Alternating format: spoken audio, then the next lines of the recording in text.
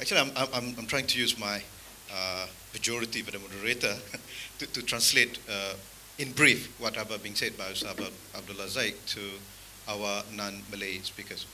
Can I take a minute or two? Okay, so according to Abdullah, he said he's not representing the conservative, nor he is a liberal, but he's representing Islam. I have a problem with that, okay, anyway. But I really wish that I could sit as one of the panelists, but maybe next time. Okay, anyway. So, because I have a problem with both of them and maybe with the rest of them. Okay, so, but anyway, so he said that Islam cannot go along with liberalism because liberalism represents humanism, which is against the idea of Islam as a way of life, and Islam cannot go along with liberalism because liberalism is equal to pluralism, which in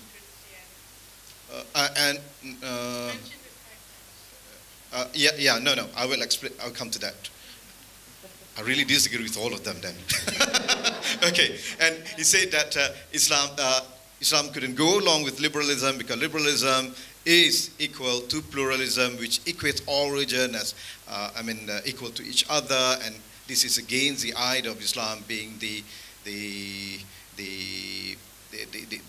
only religion that has been revealed by God, that is believed by Muslims. And also he said that liberalism emerged from the Western history, which associated strongly with the nightmare or the bad experience of the Western society when Christian being associated, when the church being associated with politics or with the state. But he used the word Christianity instead of the word church. So that's why you pick up all the Christian. Okay. But anyway, so he said that as a conclusion, Islam is not compatible with liberalism unless liberalism agree to be under an Islamic system.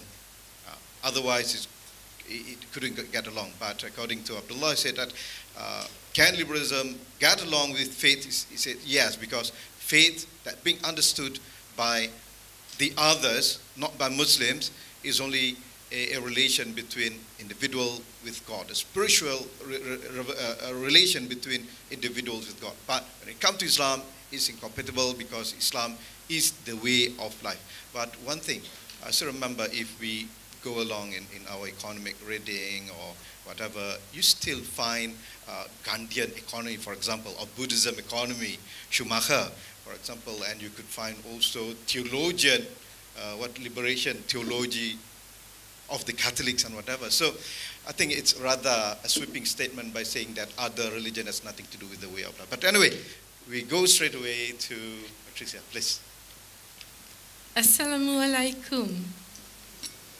Peace be with you. That's all it says. And Christians say that to each other.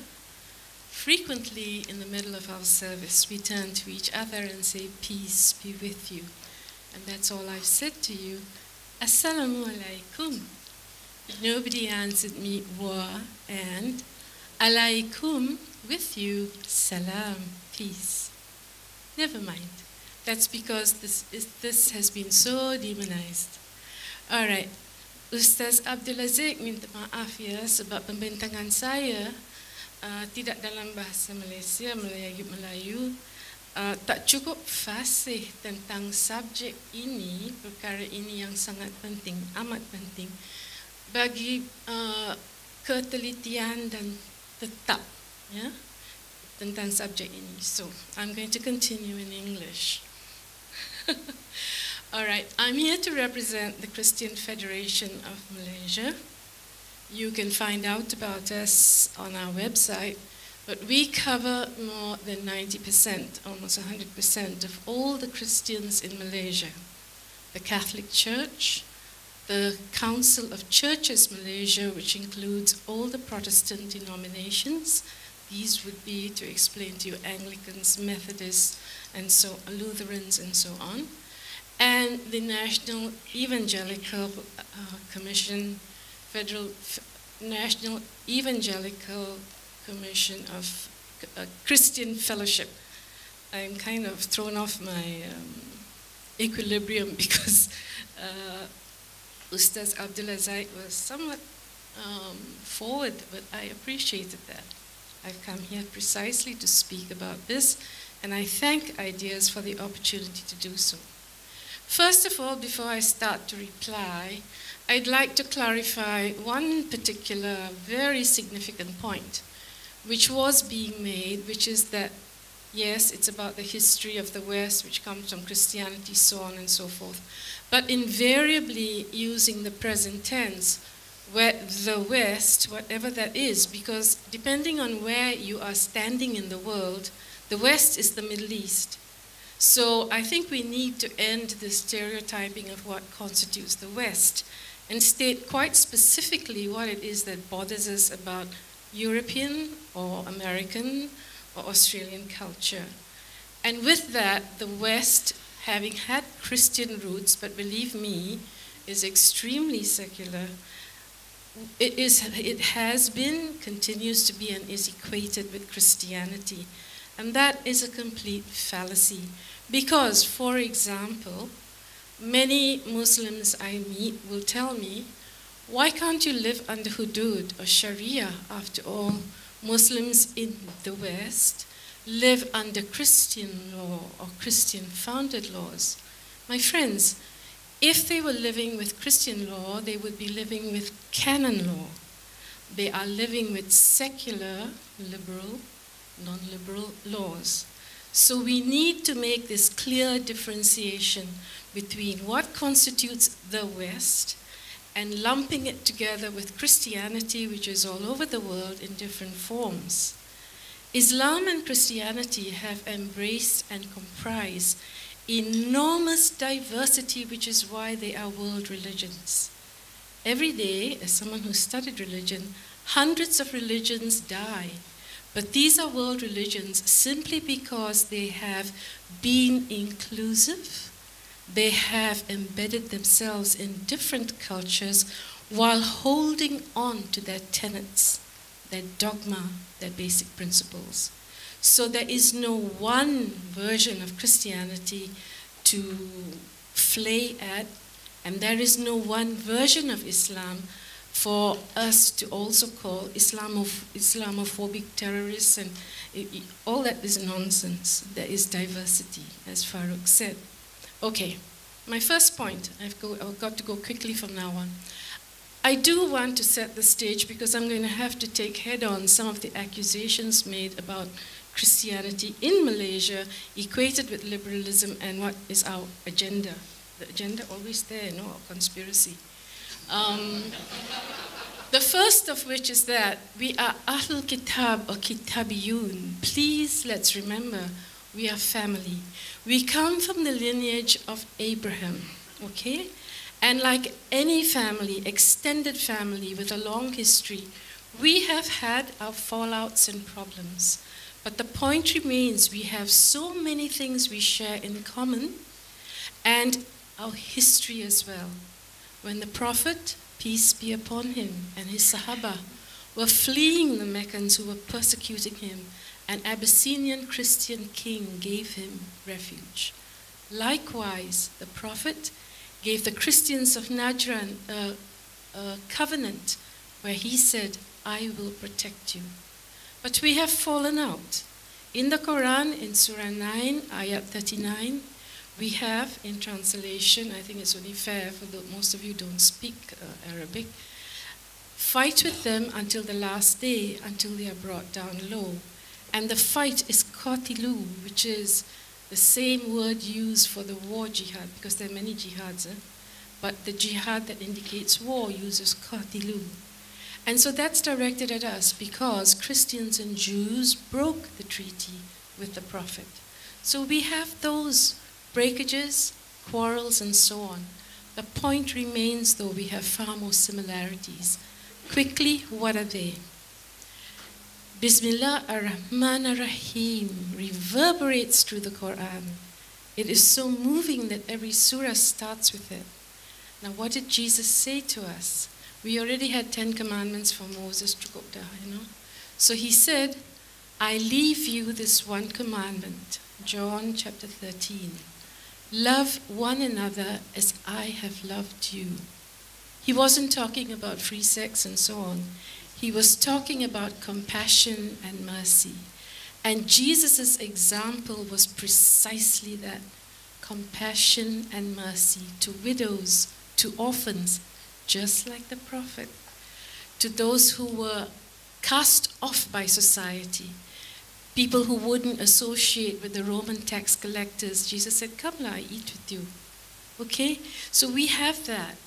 We have many things that are in common. I can't go through all of them, including the fact that we hold the same strong shared values about what constitutes wrong and sin. One miserable example, okay? Every Valentine's Day, every single Valentine's Day, and this is directed towards Ustaz Abdullah Zaik, we are accused of Valentine's Day being a liberal Christian agenda for the free mingling of sexes and illicit sex. Sometimes I've gone as a Christian, wow, where's all this sex going on? We don't know. But on a serious note, that is an absolute manipulation, and it is grossly unfair. It's almost slanderous. Saint Valentine was a Christian saint, okay? We do not worship these people. They are Christians who were exemplary as Christians, who gave their life for Christianity, and he, in hagiography, nobody then was writing biographies and autobiographies. In hagiography, he did something that was forbidden. He allowed soldiers to get married. He married them legally so that they weren't having illicit sex. But because Hallmark, Memory Lane, chocolate companies, hotels and restaurants made St. Valentine, they made St. Valentine their patron saint. So what, seriously, come on. Oh man, I haven't finished. I've got so much to say. I really need to make this penjelasan because it's important. We never get the chance to. Please, I beg of you, give me more time. So what happened was the Catholic Church, the Anglican Communion, downgraded him. We never celebrate St. Valentine's Day. We have never celebrated it. Please, it is not a Christian day, all right? So that's one element. And this illicit relations and free sex, we share the same sentiments as Muslims. One quick example. In John chapter 8, Jesus had a crowd bringing him a woman, an adulteress, okay, to be stoned. And they told Jesus, okay, what do we do with her? They knew what he had to say, right? Go stone her to death. Very interestingly, the adulterer was not present. Jesus looked at the sand, he drew. He didn't want to look at the accusers, and then he said, let him who is without sin cast the first stone. What was Jesus doing? He was showing mercy, and he was showing us human beings that none of us is perfect. None of us should be standing in condemnation so absolute of another unless we are so absolutely godlike. And one by one, they dropped their stones and they moved away. Now, this is the important part. Jesus did not go, woohoo, sister, free sex. He looked at her and he said, go and sin no more. So the sin of adultery remained unequivocally, but he simply said, showing Rahman and Rahim, mercy and forgiveness, go and sin no more. All right. The next few things I want to touch on very, very quickly, and I need to say it for CFM.